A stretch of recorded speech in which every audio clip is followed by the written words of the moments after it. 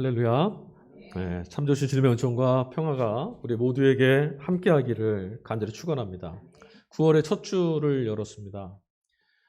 모쪼록 이 한 달간 우리가 기대할 수 있는 것들은 아무것도 없지만 하나님께서 우리 걷는 길, 선한 길로 인도해 주시고 위태로운 순간을 면케해 주시고 위태로운 순간이 있을지라도 능히 지켜주시는 그런 은혜가 있기를 간절히 축원드립니다. 여러분, 사람은 생명의 근거 되시는 하나님을 잃고 나서 참 안쓰러운 삶으로 떨어지고 말았습니다. 본래 하나님께서 우리의 생명을 지켜주시고 우리의 걸음을 인도해 주실 뿐만 아니라 우리에게 필요한 것들 공급해 주시는 그런 분이셨는데, 하나님을 잃어버린 이후로는 제 스스로의 인생과 삶을 지켜내야 되고 제 스스로의 삶을 이루어가야만 하는, 그래서 자기 중심적인 존재가 되고 말았습니다. 그러니까 하나님을 잃어버리고 죄 가운데 빠진 우리의 본질상 특성이 뭐냐면 내 자신을 집중한다는 겁니다. 하나님을 잃지 않았다면 하나님께 다 맡겨두고 하나님이 주신 것들을 감탄하고 감격하면서 그 에덴의 그 동산을 마음껏 누리며 살 텐데, 하나님을 잃고 보니 나만 보이는 거죠. 어떻게 살 수 있을까? 그러다 보니까 여러분, 내 중심에만, 내 자기 자신에게만 집중하다 보니까 나 밖에 있는 것들에 우리는 소홀하게 됩니다. 내 밖에 있는 것들은 자꾸 낯설어집니다. 나만 눈에 들어오다 보니까. 낯설은 상황이나 낯설은 사람들, 여러분 어떻죠? 그런 상황들을 받아들이려면 내 마음에 틈을 내줘야만 같이 있을 수가 있고 익숙해질 수가 있어요. 그렇지 않고 내 마음에 틈을 주지 않으면 늘 낯선 대상이 되고 맙니다. 하지만 낯설은 것이라는 것은 익숙하지 않고 또 내 뜻대로 할 수가 없어요. 내 마음대로 할 수 없으니까 그 낯설은 것은 늘 불편합니다. 그래서 우리 본성이 낯설은 사람, 낯설은 상황, 이거 자꾸 불편해하는 거예요. 결국은 여러분, 새로움이나 낯설은 것들 이거 거부하지 않고 우리가 잘 끌어들일 수만 있었다면, 자기 자신에게만 집중하지 않고 그 낯설음을 향해서 손을 내밀 수 있었더라면 관계의 지평도 확장되고 넓어질 수 있는 그런 기회가 있었을 텐데, 우리는 그런 기회들을 낯설음을 거부하는 마음 때문에 자꾸 잃어버리고 맙니다. 게다가 나와 다르다, 이 낯설은 것에 대해서 너는 나와 다르다라고 말하는 타자에 대해서 자꾸 그렇게 말하는 것들이 차별이라는 것으로 드러나게 돼요. 나와 다르다. 그 차별 결국은 거친 폭력성으로 드러나게 되고, 그래서 이제 우리들 마음의 크기를 보면 받아들이지를 못하고 자꾸 차별해서 내몰아야만 할 만큼 형편없이 보기 흉하게 짜부러들어 있는 그런 모습이에요.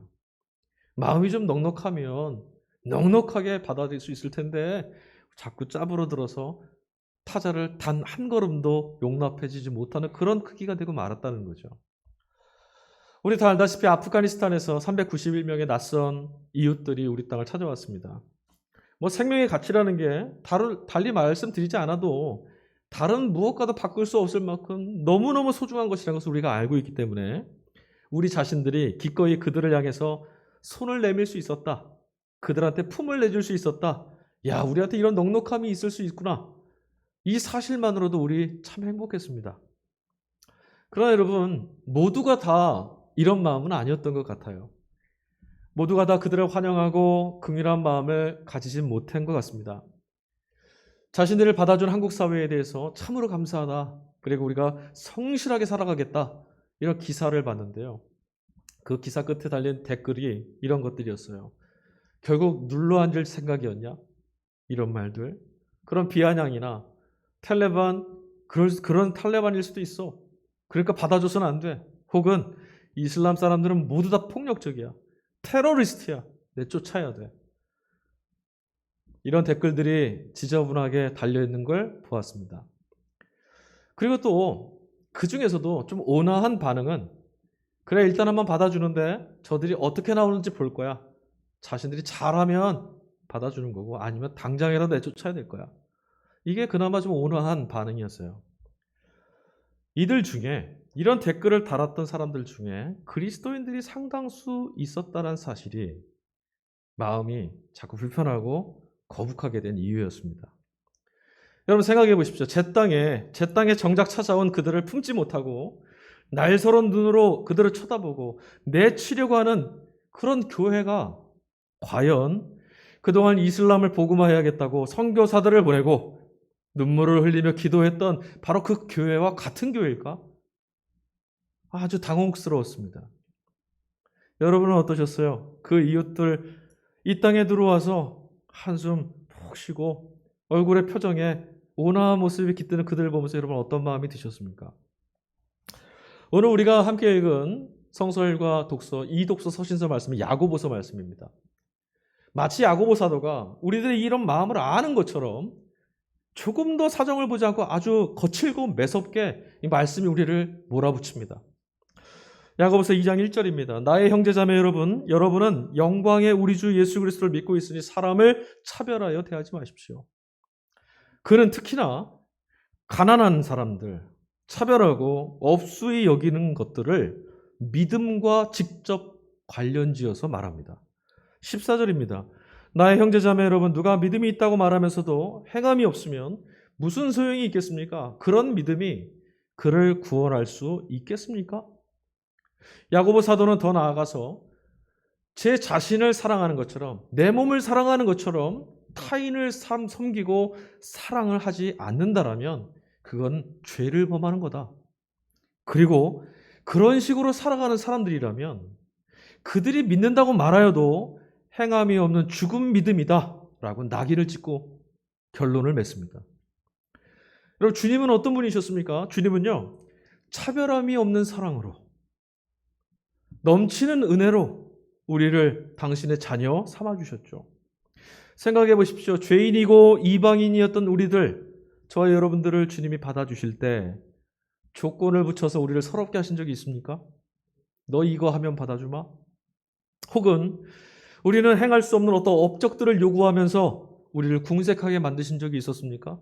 한 번도 그런 적이 없으십니다.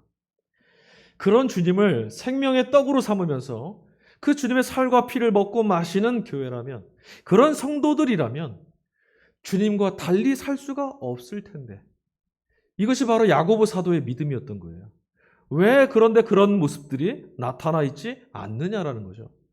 차별하고 소외시키는 일을 서슴지 않으면서도 과연 내가 주님을 믿는다라고 말한다면 정말 그가 하나님 앞에 믿는 사람이라고 인정받을 수 있겠느냐? 사도의 호통이 아주 매섭게 들립니다. 자, 삼독서 말씀입니다. 복음서 말씀 우리가 딱 열었을 때 복음서 말씀이 이렇게 시작해요. 예수님께서 지금 향하셨던 어떤 여정의 장소들, 그 걸음이 어디를 향하고 있는지를 소개하는 말씀으로 오늘 복음서가 시작합니다. 여러분 복음서 같이 읽으시면서 기억나는 지명 혹시 있으세요? 예, 두로, 시돈, 데가볼리, 그리고 갈릴리 바다 부근. 자, 이 장소들은요, 굉장히 좀 의미를 갖습니다. 유대인들에게는요, 아주 혐오스러운 것이에요. 좀 경건한 유대인들이라고 하면 이런 장소들은 아주 부정한 곳입니다. 그래서 태어나서 살면서 한 번이라도 이것을 간다는 것 자체가 생각도 하지 못할 만큼 돌아가야 돼요. 멀리 돌아가야 되고 그건 그냥 땅끝 저 지옥 같은 땅인 거예요. 매우 이례적인 곳이죠. 가뜩이나 여러분 바리새인들이나 율법학자들에게 예수님과 예수님의 제자들은 어떤 대우를 받았어요? 아, 저 사람들은 아주 불온한 사람들이야. 세상을 혼란스럽게 만드는 사람들이야. 질서를 깨뜨리는 사람들이야. 이런 의심을 잔뜩 받아왔었어요. 사람들의 눈을 의식해서라도 예수님이 이런 것을 좀 멀리 하셨어야 됩니다. 괜히 굳이 말꼬리 들을 필요 없잖아요. 왜 또 저런 곳으로 갔어? 저 사람 저럴 줄 알았어. 이런 말 들을 필요가 없지 않습니까? 장로들의 전통, 우리 지난주 설교했었죠. 장로들의 전통을 어겼다라는 것 때문에 날선 설전을 벌였던 게 바로 얼마 전이었어요. 그렇다면 여러분, 예수님은 더 조심하셨어야 돼요. 여행지를 잡을 때 여기는 가지 말고 유대 전통에 봤을 때 참 합당하고 유대 민족으로 선택받은 그들의 땅을 우리 걸어가야 돼. 어디 성지순례하는 것, 그런 좀 거룩한 땅을 좀 가보자. 이러셨어야 되는데 그러지 않으셨어요. 오히려 주님은 보란듯이 이런 지역들을 선택하셔서 거침없이 지금 여행길을 떠나셨어요. 다 보고 있죠, 사람들이. 자, 언급되었던 이 두로나 시돈, 그리고 특별히 데가볼리 같은 마을은, 데가볼리는 데카라고 하는 라틴어가 합성되어 있는 말인데요. 이 열둘이라는 뜻이에요. 그러니까 작은 촌락들이 모여 있는 그런 도시인데, 여기 이런 도시들은 모두 다 유대 땅의 북쪽에 있는 변두리입니다. 그러다 보니까 역사 속에서 외세가 침입할 때마다 끊임없이 외세에 의해서 이 정복되고 더럽혀졌던 그런 땅이었어요. 게다가 지금은 로마의 지배 아래 떨어져 있고 나서 이곳 사람들이 어떻게 했냐면 로마에 협력을 했어요. 왜냐하면 로마가 주둔하고 있고 늘 보는 사람들이 로마 군인들입니다. 그러다 보니까 로마인들하고 잘 지내야 돼요. 그래서 협력을 했습니다. 그 대가로 로마는 이 지역 사람들에게 자치권을 줬고요. 상업이나 무역을 할 때 통상권을 줬고 그다음에 면세 특권을 줬어요. 세금을 면하게 해준 거죠. 그러니 여러분 생각해 보세요. 유대 사람들이 봤을 때 이 지역 사람들에 대한 이 지역에 대한 평판이 어땠겠습니까? 저 변절자들, 저 더러운 이교도들과 같이 하는 저 부정한 자들 그러지 않았겠어요? 부정하고 불결한 땅 그리고 함께할 수 없는 더러운 이들이라고 유대 사회에서 배척당했던 곳들입니다. 자, 이 두로라는 곳에 예수님이 찾아가셨습니다. 바로 그곳에서 한 사람을 만납니다. 주님 앞에 나와서 엎드린 여인이 있었어요. 오늘 본문의 말씀 보니까 수로보니게라고 하는 이방 땅 출신 여인이에요. 이방인입니다. 이 여인이 주님 앞에 달려와서 그 앞에 무릎 꿇은 이유는 딱 하나입니다. 악령에 들린 딸을 건져내려고. 악령에 들렸단 말은 약이 없다는 말입니다. 뭐 약을 먹어서 알 수 있는 건 아니잖아요. 제 힘으로는 알 수가 없어요. 백약이 무효예요. 이런 상황에 처해서 딸이 귀신에 들려 억눌려 죽어가는 모습을 보니 견딜 수가 없었어요. 예수님이 찾아오셨다는 말씀을 듣고 이방인이지만 저분이라면 내 딸을 살려주실 수 있을 거야. 달려온 거죠.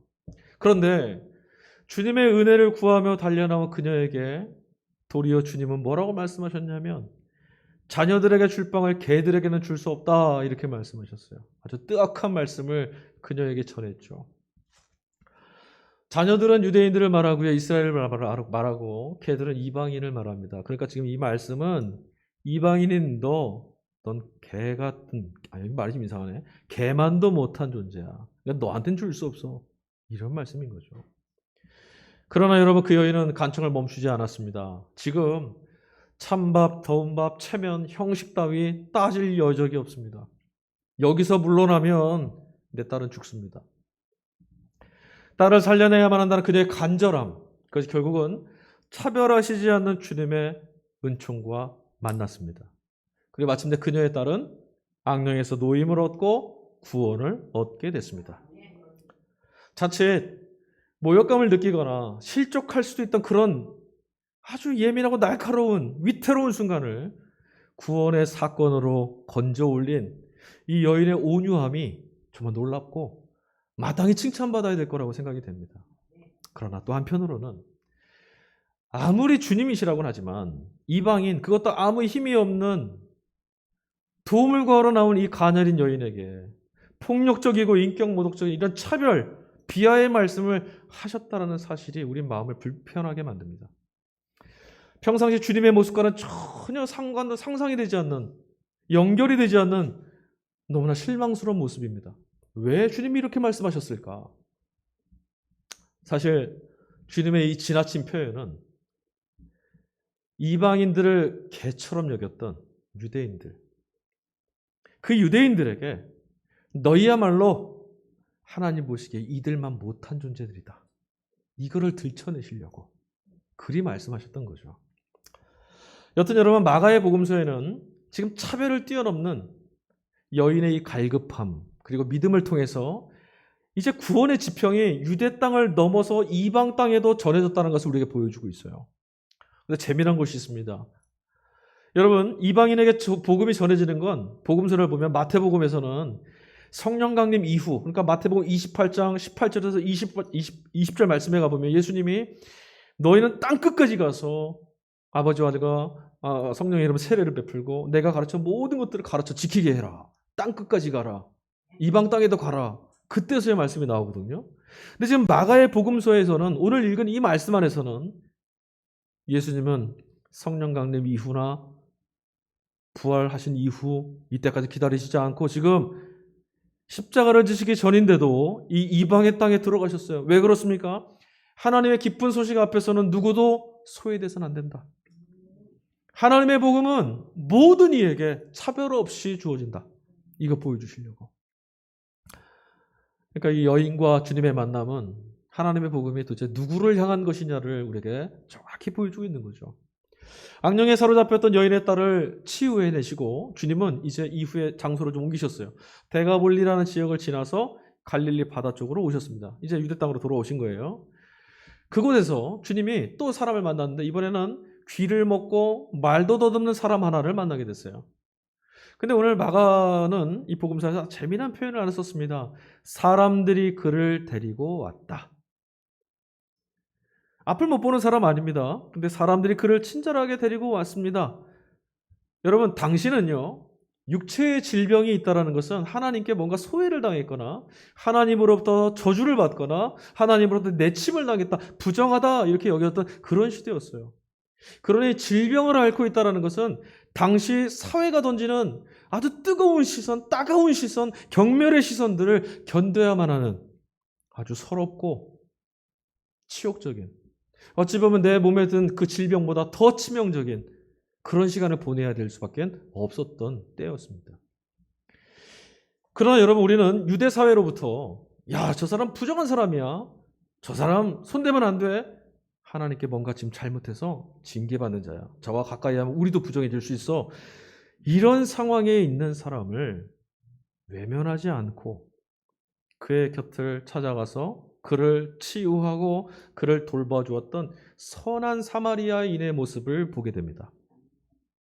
부정하다, 더럽다, 레위인과 제사장들이 강도 만난 자를 비켜서 도망갔었는데 사마리아인은 그를 끌어안고 상처를 닦아주고 치료해줬죠. 도움이 필요한 이를 부축하고 이끌어서 주님 앞에 데리고 온 사람들이 오늘 있어요. 이름은 모르겠습니다. 마가가 이름을 밝히진 않았어요. 그러나 너가 나와 다르지 않다. 우리가 저 주님을 만나서 은혜를 입고 싶은 마음처럼 너도 그분께 은혜 받는 게 갈급하지 않겠냐. 우리는 내 힘으로 달려갈 수 있지만 넌 그렇지 못하지 않냐. 너도 같이 은혜 자리에 같이 가자. 그의 손을 붙들었던, 긍휼한 마음으로 따뜻한 손을 내밀었던 사람들이 있었어요. 아마도 주님은 그들을 보시면서 마음이 얼마나 흡족해지시지 않았을까. 야, 이 땅에 들어오고 나니 부정하다, 내치지 않고 그를 끌어안고 하나님의 은혜 앞으로 데리고 나오는 이들이 있구나. 차별을 무너뜨렸던 그들의 마음은 주님의 치유로 곧장 이어졌습니다. 그런데 여러분, 오늘 말씀 보니까 다른 때와는 달리 예수님께서 그 병든 이를, 말도 듣고 귀 못 듣는 자를 돌보시는 주님의 손길이 대단히 정성스럽게 보여요. 그냥 주님 말씀 한마디만 하시면 끝나고 그랬었는데 여기 좀 다릅니다. 보니까 손가락을 귀에다 넣고, 그 닫혀있는 들리지 않는 귀에다 넣고 침을 뱉다 그 말하지 못하는 혀에다 갖다 댔답니다. 그리고 나서 하늘을 향해서 탄식하셨대요. 탄식했다라는 말은 언어를 번역하면 숨을 내쉬었다, 이런 뜻입니다. 자, 여러분, 이 장면을 읽으시면서 연상되는 어떤 장면이나 상황이나 말씀이나 이런 거 혹시 있으셨습니까? 마치 저는 이 말씀을 읽을 때 정성 들여서 아무짝에 쓸모없는 흙덩이 하나를 빚어서 사람을 빚어내시고 생기를 불어넣으셨던 하나님 창조의 그때가 떠올랐습니다. 비로소 여러분, 주님은 생명을 빚으실 뿐만 아니라 살려내시고 그뿐만 아니라 온전하게 하시는 분. 그래서 우리를 악령에서부터 자유케 해주시고 육신의 질병들로부터 낫게 해주시고 막혀있는 것들을 형통하게 풀어주시고 두려움 때문에 나아가지 못하는 우리의 손을 이끌고 힘차게 나아가시는 그런 주님. 바로 그 일이야말로 주님의 일이라는 것을 알게 됩니다. 그렇죠? 여러분, 우리 앞서 본 것처럼 야고보 사도는 차별함을 믿음과 연장선상에서 나왔어요. 차별한다는 것은 무엇입니까? 타자, 나와 다른 사람에게 긍휼한 마음이 없다는 거예요. 왜요? 낯설음을 받아들이고 싶지 않아서죠. 나와 너가 다르니까 마주보지 않겠다라는 겁니다. 그냥 너는 너 갈 길 가라. 나는 나 보고 싶은 거 보겠다. 우리는 신앙의 자리에서도 이런 차별하는 마음에 사로잡힐 때가 있습니다. 불신입니다. 믿음 없음은 우리가 하나님을 차별하는 겁니다. 하나님 앞에 서지 않겠다라는 거죠. 주님이 내 영혼과 삶 가운데 찾아오시는 걸 거부하겠다라는 거예요. 주님을 소외시키는 겁니다. 뿐만 아닙니다. 주님을 마주보는 대상으로 상대로 받아들이지 않겠다는 것이고 주님의 은총 앞에서 자기 스스로를 또한 차별하는 겁니다. 믿음을 갖지 않는 것은요, 주님을 소외시키는 거고 나 자신을, 하나님이 빚어내신 내 자신을 하나님의 은총에서부터 소외시켜버리는 행위예요. 그러나 여러분, 주님은 끊임없이 병자들, 소외된 사람들, 죄인들, 이런 타자들, 자기 스스로는 하나님 앞에 나올 수 없는 종교와 제도와 사회 때문에, 선을 그어놓은 그 차별의 벽 때문에 하나님께조차 나올 수 없는 그들을 찾아가시는 분이셨어요. 주님의 마음은 세상 모두에게 열려 있습니다. 하늘보다 높고 바다보다 깊습니다. 주님의 품으로 품을 수 없는 사람은 존재하지 않습니다. 그런데 여러분, 우리는 어떻습니까? 주님도 받아들이시면 안 된다라고 차별하는 이들이 우리 안에 있어요. 저들은 안 됩니다. 내쳐야 합니다. 저들은 큰일을 치를 줄 모릅니다. 버려야 합니다. 끊임없이 사람을 찾아내시는 주님의 목적이 뭔지 여러분 아세요? 왜 주님이 끝까지 우리를 찾아내실까요? 쓰러지고 상하고 하나님을 배신하고 엉터리 같은 걸음을 자꾸 가고 자기의 의를 자꾸 쌓으려고 하는 우리들을 주님은 끝까지 찾아내십니다. 왜 그럴까요? 은혜가 떨어졌을 때도 주님은 그 은혜를 산더미처럼 하늘처럼 뒤집어 긁고 오셔서 우리에게 부어주셔요. 왜 그렇게 찾아오시냐는 거죠. 우리를 회복시켜 주시고 치유해 주시려고. 그리고 여러분, 거기서 그치지 않습니다. 만약에 거기서 주님의 목적이 그친다면 우리는 날마다 깨지고 상하고 또 치유받고 또 날마다 터지고 상하고 또 치유받고 여기만 계속 반복해야 돼요. 주님께서 우리를 회복시키시려는 목적이 있습니다. 하나님께서 우리에게 은혜를 베푸셔서 이 땅에서의 깨어진 삶을, 그 영혼을 치유해 주시는 목적은 뭐냐면 바로 하나님의 자녀로 하나님과 더불어 살기 위해서예요. 은혜 베푸신 건 그것 때문이에요. 너네 저기서 잘 먹고 잘 살아라 이게 아니라 이제 나랑 같이 살자. 하나님과 더불어 살기 위해서는 어둠에 짓눌려 있으면 안 되잖아요. 죄와 죽음에 짓눌려 있으면 안 되잖아요. 포로되어 있으면 안 되잖아요. 하나님 자녀답게 자유해야 되는데 그리하려면 먼저 치유해 주셔야 돼요. 이 사실을 율법주의자들은 몰랐죠. 이스라엘 백성들이 몰랐습니다. 바리새인 서기관들이 몰랐어요. 아, 하나님이 살자고 하신 거구나, 이걸 몰랐어요. 함께 살자고 주님을 요청하시는 건데 끊임없이 증거를 달라고 합니다. 주님의 말씀이 없자 우리가 이런 증거를 한번 만들어 보자. 그래서 하나님 앞에 이렇게 한번 들이대 보자. 거기에만 열중합니다. 마치 여러분, 사랑은 하지만 네가 나를 책임질 만한 증거가 보이지 않으니 결혼은 못하겠다. 너랑은 못 살겠다. 이런 말과 똑같아요. 너 참 좋은 사람이야. 너 같은 사람은 없는 것 같은데 증거를 좀 보여줘. 못한다고? 그럼 난 너랑 못 살아. 잘 가세요. 정작 하나님 백성이라고 늘 우쭐거리고 뻐겼던 그들이 주님을 믿지 않았던 거죠. 자신의 운명과 인생을 책임져 줄 하나님이라고 믿지 않았던 거예요. 여러분, 결혼하기 전에 싸운다죠? 특히나 우리 자매님들은 결혼을 앞두고 참 힘들다고 하세요. 왜요? 이제 이 시간이 지나가면 평생을 저 인간에게 날 맡겨야 되는데 저거 믿을만 할까 저거? 불안하죠? 그래도 믿고 가보는 거고요. 근데 이제 이스라엘 백성은 그걸 못했어요. 하나님을 믿는다 했지만 결국은 증거 없으니까 못 믿겠다는 거예요. 제 손으로 자기 스스로를 거룩하게, 제 손으로 자기 자신을 하나님 보실 때 그럴듯한, 하나님도 이 정도가 되면 인정하실 거야. 그러니까 우리 인정받은 거야. 이렇게 하려고 하는 사람들, 그들 때문에 주님은 늘 차별받으셨어요. 소외받으셨어요. 복음서에 나타난 기사들이 다 무엇을 말합니까? 이스라엘 주님을 외면했다는 거 아니에요? 차별한 거예요. 그런 식으로는 할 수 없어요. 그런데 우리도 나그네나 이방인들을 대할 때, 그들을 받아들일 때, 연약하고 도움이 필요한 이들을 앞에 설 때 그들에게 손을 내밀어야 되는 상황에 있을 때 훗날 무언가를 돌려받을 수 있을까? 내가 이만큼 도와주면 나중에 이만큼은 또 해줄 수 있을까? 내가 100만큼 내어주면 하다못해 90 정도는 다시 갚아줄 수 있을까? 그 사람이 내게 도움이 될 수 있는 사람인지 아닌지 이거 먼저 묻습니다. 상대가 내민 손을 부끄럽게 만들기가 일수입니다. 전도를 하거나 성도를 대할 때도 교회를 채운다거나 교회의 어떤 교회 공동에 유익이 될 수 있을까? 이런 조건들을 먼저 떠올리고 그렇게 반응하는 게 우리들의 볼품없는 모습입니다. 하나님은 그리하지 않으셨다고 해서 우리는 그 하나님 때문에 행복하다고, 그래서 이 믿음의 자리에 예수 믿고 살겠노라고 나오는데 우린 전혀 주님을 닮으려고 하지 않습니다.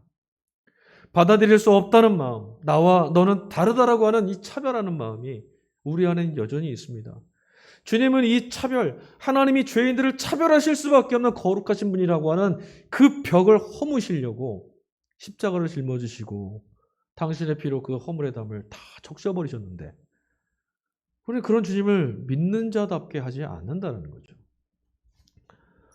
여러분, 주님의 치유는 우리가 말씀을 읽어보면 주님께서 고치고 회복시키고 치유하신 장면이 많이 나오는데 주님의 치유는 육체적인 질병이나 악령에게 걸린 사람들을 낫게 해주는 그런 일에, 그런 곳으로부터의 회복에만 국한되지가 않습니다. 모든 사회적인 억압, 바리새인들에 의한 억압, 종교 지도자들에 의한 억압, 유대 사회에서의 억압, 로마가 지배하고 있는 세상의 그런 권세 앞에서의 억압, 여기서부터 자유를 회복하게 해주는 것, 이것도 장애의 치유, 예수님의 회복의 역사입니다. 주님으로 인해서 여러분 나음을 얻고 구원을 얻게 된 사람들, 여러분 그들의 삶이 어떻게 됐습니까? 오늘도 예수님께서 너희들 조용히 하고 잠잠해라, 어디 가서 말하지 마라. 근데 그럴수록 더 그들이 외치고 다닙니다. 그럴 수밖에 없죠. 질병에 눌려있고 억압에 눌려있는 이들이 예수님을 만나서 그로 인하여서 하나님의 자녀로서의 존엄을 회복하고 구원을 얻게 되면 그의 삶에, 막혀있던 삶에, 절망의 삶에 시온의 대로가 열리는 것 같은 인생이 시작돼요. 바벨론으로 끌려갔던, 포로로 끌려갔던 이스라엘 백성들이 하나님의 은총으로 인해서 다시 돌아왔을 때, 순례자로서 그 길을 돌아올 때, 노예로 끌려갔지만, 포로로 끌려갔지만 순례의 길을 향하는 순례자처럼 그들이 돌아오게 됐을 때 얼마나 기쁘고 얼마나 감격하고 얼마나 환희에 차 있었겠습니까? 깨지고 옥눌린 그 땅에 예수님의 손을 내미셨을 때 그 땅에 바로 이런 기쁨이, 이런 환희가 회복되게 되었다라는 거예요. 개인의 인생에도 마찬가지입니다. 예수님이 찾아가셔서 만난 인생은 절망이 희망으로, 슬픔이 기쁨으로, 죄를 뒤집어쓴 자리가 화관을 뒤집어쓴 삶으로 변화되는 겁니다. 앞 못 보던 사람들이, 걷지 못했던 사람이, 나병 걸렸던 사람들이 하나님을 찬양하고 뛰어다니는 일들이 나타납니다. 예수 만나면 일어나는 일들이죠. 죽었다가 다시 살아나는 기쁨, 여러분 그것이 무엇인지 아시겠습니까? 그러나 그 길은 아무나 걸어갈 수는 없습니다. 하나님이 택하시고 하나님에 의해서 건짐을 받은 사람, 하나님에 의해서 나음을 입은 사람만 걸어갈 수 있습니다. 우리가 봤을 때 이 정도면 된 것 같아. 못 갑니다. 하나님의 은총이 덮어서 하나님의 자비하심이 건져냈을 때만 걸어갈 수 있는 길입니다. 듣지 못하고 말 더듬던 그 사람을 주님 앞으로 데려왔던 이름 모를 사람들, 그들처럼 주님의 이름으로 교회가 어디에다 손을 내밀어야 되는지, 성도들이 주님의 이름으로 누구를 끌어안아야 되는지 너무나 분명해지는 거죠. 차별은 자신을 지켜야만 한다라는 두려움에서부터 시작되는 겁니다. 낯설은 이로부터 날 지켜내야 돼. 그러니까 그를 저 밑으로 좀 몰아내야 돼. 이게 차별이에요. 그러니까 차별은요, 실은 내 안에 두려움이 있어서예요. 낯설은 사람을 만났을 때 우리가 막 긴장하는 이유가 뭡니까? 저 사람이 나한테 과연 안전할까? 이 자리가 불편하진 않을까? 두려워서예요. 그러나 여러분, 이런 두려움들을 우리가 차별하고 타자를 내몰고 낯설음을 거부해서 해결할 수 있을까요? 안 됩니다. 그렇지 않아요. 성경은 우리에게 허다한 두려움을 이겨낼 수 있는 길을 가르쳐 줍니다. 무엇입니까? 나 자신을 주님의 은총에서 소외시키는 것이 아니라 주님의 사랑에 기대는 것. 하나님의 사랑만이 허다한 두려움에서 우리를 건져낼 수 있는 거예요. 차별하지 않는 이들은 두려움에서 해방된 겁니다. 왜요? 주님의 사랑에 기대어 있으니까. 하나님이 주시는 온전한 삶을 누릴 수 없고 자신의 권리를 행사할 수 없는, 하나님 주신 고귀한 인생과 삶을 온전하게 살아낼 수 없는 어려움에 처한 이웃들, 그들을 멸시하는 것을 우리 지난주 잠언서 말씀을 보니까 17장 5절에 하나님을 멸시하는 행위와 같다. 하나님 이렇게 말씀하셨어요. 왜 그렇습니까? 그가 바로 하나님이 지으신 자거든요. 그 안에 하나님이 계세요. 하나님의 형상을 닮아 만드셨으니까. 여러분, 우리가 주님을 믿는다라면 이제부터는 이웃의 손을 붙잡을 수 있어야 합니다. 그들 속에 있는 하나님의 형상을 보아내며 사셔야 합니다. 그게 바로 신앙 가진 이들의 삶입니다. 저 사람은 나한테 아무 유익이 안 돼. 저 사람 무서워. 저 사람과 같이 하면 손해볼 거야. 그렇게 보는 것이 아니라 그 사람 안에, 그 사람을 통해서 나를 찾아오신 하나님을 볼 수 있는 것, 그 안에 하나님의 고귀한 손길이 담겨있다는 것을 읽어낼 수 있는 것, 누가 하겠습니까? 예수를 주로 믿고 사는 바로 저와 여러분, 우리 신앙인이 그렇게 할 수 있지 않겠어요? 여러분 기억하십시오. 이런 삶이야말로 참되게 이웃을 사랑하는 길입니다. 뭘 얼마나 싸다 주고 뭘 얼마나 해주고 어떻게 해주고 이게 아니라 그이 안에 내가 뭔가를 나눠주고 갑질할 수 있고 적선해 줄 수 있는 대상이 아니라 그이 안에 하나님의 형상에 담겨 있으면 보아줄 수 있는 거, 이게 그를 존귀하게 여겨주는 거예요. 그게 하나님이 요구하시는 이웃사랑입니다. 교회는, 성도는 바로 이런 사랑을 하는 자예요. 얼마나 많이 주었느냐가 아니에요. 그를 어떻게 대하고 있느냐예요. 그 안에 하나님이 계시다라고 정말 보고 있느냐, 그게 영성이고요, 그게 믿음이고요, 그게 하나님의 자녀인 겁니다. 차별함을 허물고 평화하게 하는 이런 사람, 거룩한 하나님의 자녀라 일컬음을 받는다고 주님 약속해 주셨잖아요. 그게 우리에게 주어진 하늘의 복이라고 말씀하시지 않았습니까?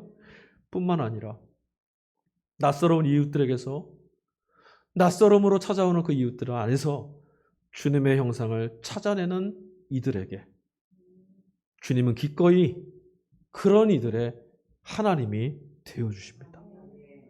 하나님 어디 계시냐 하소연하는 게 아니라 주님이 직접 나를 찾아오시지 않고는 안 되는, 주님의 손과 발로 살아가실 수 있는 우리 모두가 되실 수 있기를 주의 이름으로 간절히 축원드립니다. 아멘.